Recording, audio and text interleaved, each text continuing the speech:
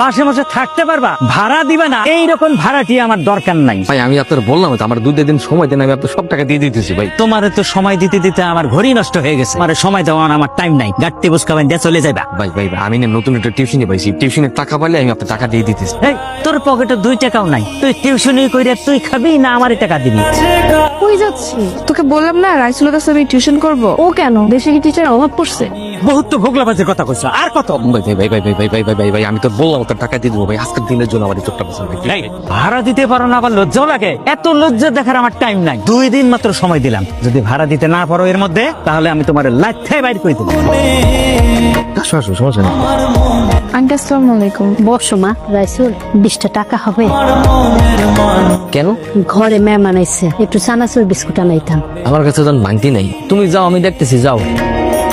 কোথায় যাও? বিস্কুট টিস্কুট আনি? কিছু লাগবে না, আমি খেয়ে আসছি, তুমি ব্যস্ত হও না। কিছু একটা খাও। তাহলে মুড়ি মুড়ি খাই। মা একটা বাড়ি আর পেঁয়াজ মরিচ কেটে নিয়ে এসো তো। তোমাকে একটা কথা বলি, বলো। তোমাকে না আমার খুব ভালো লাগে, আমি তোমাকে ভালোবেসে ফেলেছি অথচ।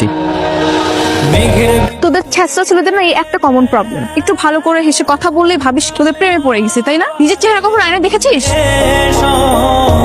ইউনিভার্সিটির সিদ্ধান্ত ছিল তুমি যদি 3.75 পাও তবে কেবলমাত্র তুমি ফুল ফ্রি স্টুডেন্টশিপ পাবে, আর সেক্ষেত্রে তুমি বিনা সেমিস্টার ফিতে পড়াশোনা করতে পারবে। কিন্তু তুমি লাস্ট সেমিস্টারে কি করেছো? 3.25 পেয়েছো। আমি বুঝিনি স্যার, কি করতে হবে? কি করতে হবে না, কি হবে সেটা জিজ্ঞেস করো। তোমাকে এখন 25% পে করতে হবে, সে পরিমাণ দাঁড়ায় 9,000 টাকা।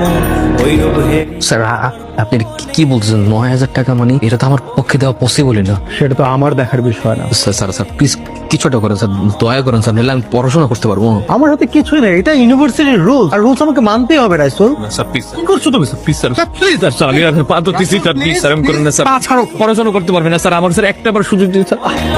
স্যার কি হয়েছে? আর বলো না, ও লাস্ট সেমিস্টারে খারাপ করেছে, এই জন্য ওকে 25% পে করতে হবে সেমিস্টার। এই পেমেন্টটা ওর জন্য বিয়ার করা তো একটু টাফ। আপনি একটু চেয়ারম্যান স্যারের সাথে কথা বলেন না। হ্যালো, আজকে তো তোমার একটা ফ্রেন্ডের বার্থডে, ভুলে গেছো? একটা উইশও তো করলাম না। আমি তো ভুলে গেছিলাম। Happy birthday Atasi. কি হয়েছে বাপ? মা, আমার একটা বান্ধবী আছে না, ওই যে অতসী, কন্যা কালকে জন্মদিন, আমার একটা দাওয়াত দিয়েছে, কিছু তো একটা দেওয়া লাগে। আজকে তো আমি একটা হাঁস বেচছি 300 টাকা দিয়া, ওই টাকাটা তুই নিয়ে যা বাপ। আরে রাইসেল চলে আসছে। এই আবুল মার্কেটা আতশির ফ্রেন্ড আবার হাতে কি নিয়ে আসছে দেখি, গিফট নাকি? এটা কি কোনো ফুটপাত থেকে আনা হয়েছে? আচ্ছা আবার করে ভাইয়া এবার একটু বেশি বেশি হচ্ছে। মিস্টার আবুল, এদিকে আসেন, শুনেন, ওই যে ওই পাশে দেখছিলাম জাস্ট অনেক ময়লা হয়ে আছে, ওই পাশটাকে খুব সুন্দর করে ক্লিন করো, আমরা একটু আয়োজনের ব্যবস্থা করতেছি।